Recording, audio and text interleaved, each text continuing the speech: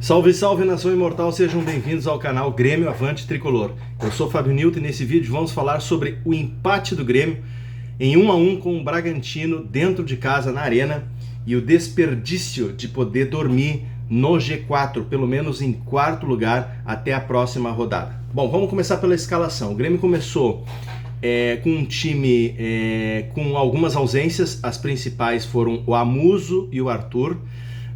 Isso já deu uma diferença muito grande na qualidade técnica do time, né?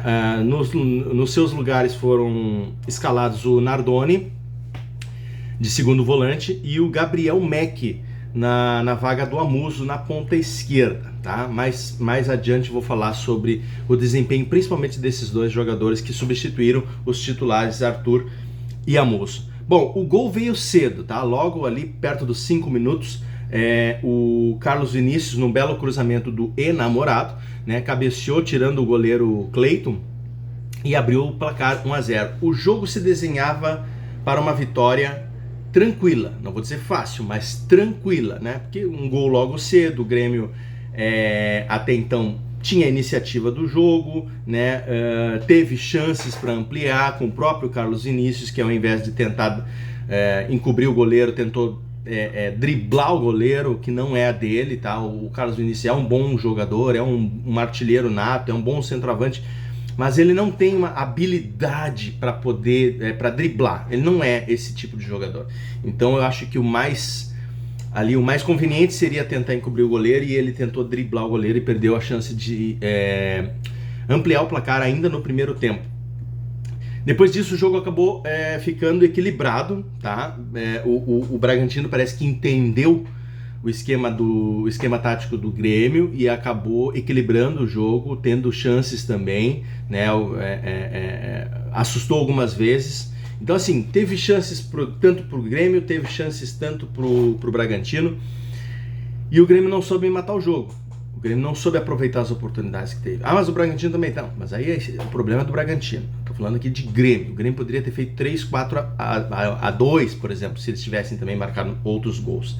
Então assim, teve um lance de um gol de empate do Bragantino, ainda no primeiro tempo, que estava impedido, né, após a revisão do VAR. E o Grêmio então se escapou de já terminar o primeiro tempo empatando em 1-1, ou pelo menos ganhando de 2-1 se o Carlos Vinícius tivesse aproveitado a chance que teve. Terminou o primeiro tempo empatado o jogo. E assim, aliás, terminou o primeiro tempo o Grêmio vencendo 1-0, mas assim, com muitas chances desperdiçadas e o jogo bastante equilibrado. O segundo tempo, o jogo seguiu equilibrado, o Grêmio teve chances novamente, o enamorado perdeu chances. O Gabriel Mec ainda no primeiro tempo também perdeu chance dentro da área, chutou mal.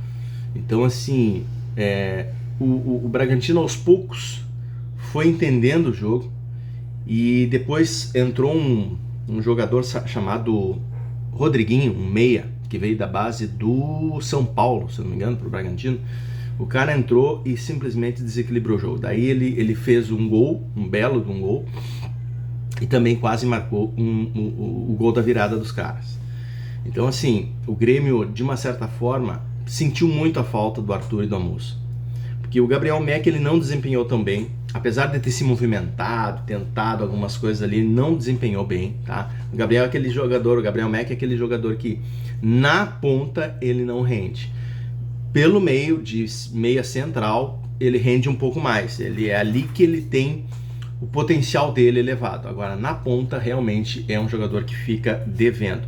Por outro lado, o enamorado também deixou um pouco a desejar, apesar da assistência do gol. Depois disso ele assim se atrapalhou em algumas jogadas, tomou algumas decisões equivocadas, não conseguia ajudar na marcação. Teve o lance no segundo tempo ali em que ele conseguiu ganhar na velocidade, chutou em cima do goleiro, a bola rebateu para ele, ele era só colocar para dentro do gol e ele acabou errando. E assim, enamorado realmente ontem não estava legal, não contribuiu, certo? O que a gente espera que ele possa contribuir, pelo menos assim, pelo pouco que ele tem demonstrado assim de habilidade, de velocidade, assim, ontem ele realmente não conseguiu. Monsalve é outro jogador que também não está conseguindo ser o articulador que o time precisa. O Monsalvo está jogando muito deslocado pela direita. Eu ouvi análises dizendo que o Grêmio inclusive estaria jogando, ao invés de jogar com o primeiro volante, segundo volante e o meia centralizado, estaria jogando com um tripé com o primeiro volante, o segundo volante pela esquerda e um meia direita, que seria então o Monsalve. Só que nessa função ele não está conseguindo ser o articulador do time, ele não está conseguindo armar jogadas, né? Ele não está jogando mal, ele não está comprometendo, né? Ele até aparece no jogo, né? Longe de ser um Cristaldo, tá? Só que ele não está empolgando como se imaginava que ele, né, deveria ou que poderia empolgar nessa função de meia centralizado. O Nardoni, tá? Para mim foi legal, tá? Ele é aquele cara que ele não é um protagonista, mas ele cumpre de forma eficiente a função de segundo volante. Aí ele substituiu o Arthur. É uma responsabilidade realmente difícil, mas ele não é o Arthur, mas ele cumpre a função de segundo volante de forma eficiente. Ele marca na frente, ele marca alto, ele deu um passe muito bom ali no segundo tempo, ali um passe de armador, inclusive, né? Só que assim, eu vi comentários, análises também dizendo que o Nardoni não tinha jogado bem, que não tinha aparecido e tal. Por que não botaram o Thiago ou o Jefferson, o Fornec? Eu acho que, assim, não é por aí, tá? Não é por aí. O jogador, às vezes, não precisa aparecer tanto. Ele precisa cumprir a função tática dele de forma eficiente, tá? Então, o Nardoni, pra mim, foi ok, tá? No jogo ontem. O Grêmio, ele desperdiçou, como eu disse, várias oportunidades de ampliar, tanto no primeiro quanto no segundo tempo, né? Só que, assim, complica um pouco. Complica porque nós temos que dar o desconto, o seguinte desconto. O time estava sem o Arthur, sem o Amuso, e nas opções do banco, o Grêmio estava sem o TT e sem o William. Que pode não ser aquela coisa, meu Deus, os caras vão entrar e vão mudar o jogo. Não, mas pelo menos para te fazer uma troca, para tentar mudar alguma coisa, para dar um gás diferente, para tentar uma jogada diferente, para tentar uma dinâmica, um anímico diferente. São peças que entram em quase todos os jogos, o TT e o William. Então, e ontem eles não estavam no banco. Então, pro treinador Luiz Castro, complica muito mais, fica mais difícil. Ele jogou no mesmo esquema tático que ele vem jogando, que a gente, né, ganhou a final do Gauchão, ganhou do Atlético Mineiro, mesmo esquema, só que com jogadores diferentes, porque ele estava sem o Amuso, sem o Arthur, sem o TT e sem o William como opções. Então fica realmente difícil. O Grêmio sem o Arthur declina muito a qualidade, declina muito. O Grêmio realmente depende do Arthur para poder dar uma dinâmica melhor no meio campo do Grêmio. Então, assim, ficou difícil jogar assim, mas o Grêmio, mesmo assim, eu vi análise assim, culpando o Luiz Castro, porque não colocou fulano, não colocou ciclano, começou com Beltrano, não sei o que, blá, blá, blá. Só um pouquinho, o cara tava sem 4 jogadores principais, 2 titulares e 2 opções de reserva. O que o cara vai fazer? E outra, o time criou situações. O Carlos Vinícius teve chance, uma no primeiro tempo, que tentou driblar, outra no segundo, que o Pavon fez um cruzamento, ele cabeceou, mas cabeceou no meio do gol. Tá? O Enamorado teve chance, o Gabriel Mack teve chance. Bom, aí o treinador não tem culpa de se os jogadores na frente do gol não conseguem fazer o gol. Aí não é culpa do treinador. Mas ele colocou o Caio Paulista no lugar do Gabriel Mack. Bom, o Gabriel Mack não vinha bem, como eu já disse, tá? O Gabriel Mack não vinha bem. Então, ele não tinha opção do TT. O Enamorado também não estava dando resposta. Ele tinha como opção o Roger.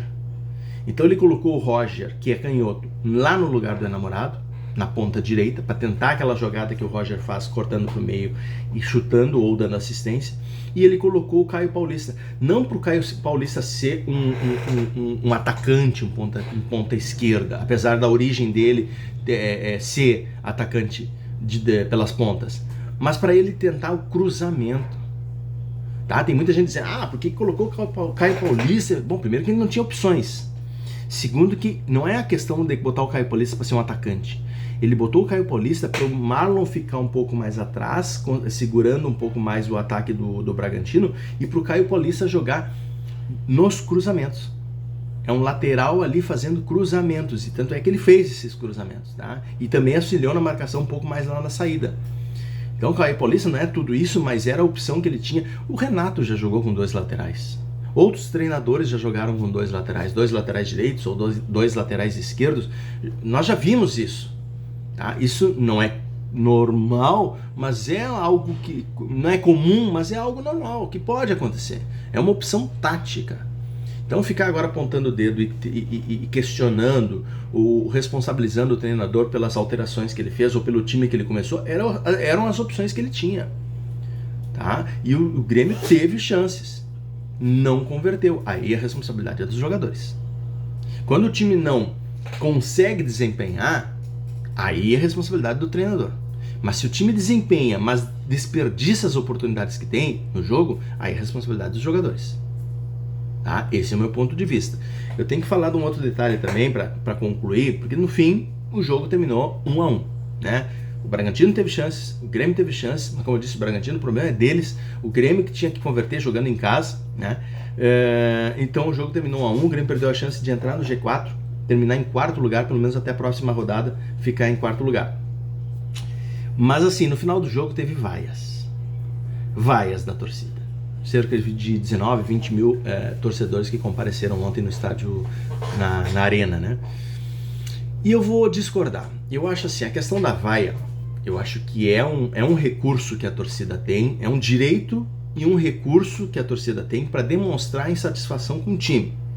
Ok, eu concordo, eu não sou contra a vaia. Agora, tem que depender do contexto. Nós temos que analisar o contexto para poder fazer uma vaia.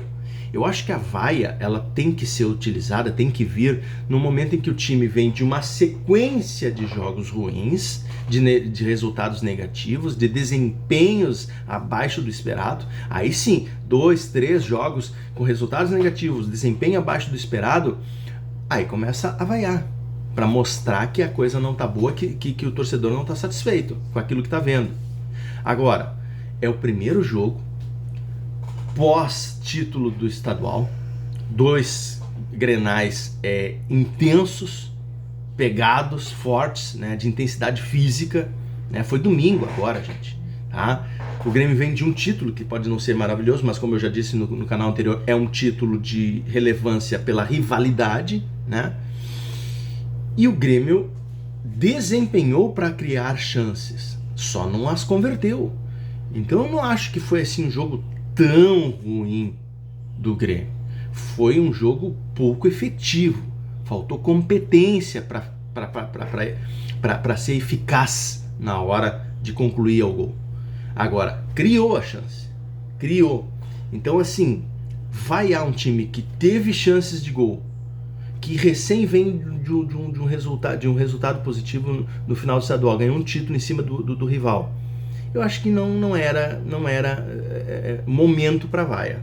Eu, sinceramente, acho que não era momento para vaia, não era momento para apontar o dedo pro treinador, tá? Talvez quisessem responsabilizar os jogadores que perderam os gols, talvez sim, mas não para vaia, tá? Eu acho que foi um pouco exagerado por parte dos torcedores. Ah, eu tenho direito a vaiar? Tem, mas vamos ter bom senso, né? Vamos analisar o contexto e em que momento essa vaia pode ser útil ou não. Eu acho que ontem realmente não foi conveniente vaiar o time ontem. Foi um resultado ruim? Foi um tropeço. O Grêmio perdeu 2 pontos. O Grêmio perdeu 2 pontos ontem, deixou 2 pontos escaparem, tá? Por culpa sua, dos seus jogadores. Agora, também não é o fim da picada, né, gente? Não é o fim da linha. A gente tá ali na primeira página, o campeonato ainda tá embolado, a gente tá em 9º lugar, mas com 7 pontos, a mesma pontuação do 6º. Então poderíamos estar em 6º, dependendo do saldo e coisa e tal. Então, assim, vamos esperar um pouquinho, gente, tá? A gente recém ganhou um título e era jogo para ganhar? Era jogo para ganhar. Claro que sim, o Grêmio tem uma sequência de jogos agora, era Bragantino, Chapecoense, Vitória e Vasco. Não sei se é nessa ordem, mas são esses 4. São jogos para fazer ponto, são jogos para ganhar, tá? Não desmerecendo nenhum dos times, mas são jogos para pontuar. Pelo menos aí 9 pontos, 10 pontos. Tá? Então o Bragantino era um time que é um jogo que se contabilizasse, poderia se contabilizar uma vitória dentro de casa, principalmente. Mas também não é o fim da picada. Eu acho que não é por aí. Vamos assim, tem que observar, tem que analisar, o time tem que melhorar, né? As peças tem que se encaixarem, né? Se o Amuso não puder voltar, tem que achar um gay para jogar no lugar dele. Se o Arthur não puder voltar, o Arthur parece que vai ficar uns 15 dias fora. O Nardoni eu acho que faz essa função, mas eu acho que assim, o Grêmio realmente desperdiçou a chance de ganhar, de vencer o jogo, entrar no G4 e ficar mais tranquilo e aliviado. Mas a falha nessa oportunidade que ele teve ontem não é motivo ainda para vaiar ou apontar o dedo pro treinador. Até porque o treinador fez o que ele poderia fazer, tá? Com as opções, com as peças que ele tinha à disposição ontem. Bom, pessoal, essa é a minha opinião sobre o jogo de ontem, tá? E esse é o vídeo de hoje. Se vocês estão gostando dos vídeos do canal, peço para vocês se inscreverem, compartilharem, mostrarem os vídeos para seus amigos aí, compartilhar com os grupos aí, com o pessoal aí os torcedores, gremistas aí, né? Pro canal, né, ter mais conhecimento aí, pro pessoal poder apreciar também, né? E se vocês têm algum comentário, se vocês gostaram desse vídeo, deixe seu like. Se vocês têm algum comentário também sobre o jogo, sobre algum jogador, se concordo, se não concordo com a minha opinião, deixa o comentário lá e vamos debater de uma forma bem legal. Beleza, pessoal? Por hoje é isso, até o próximo vídeo. Valeu, fui!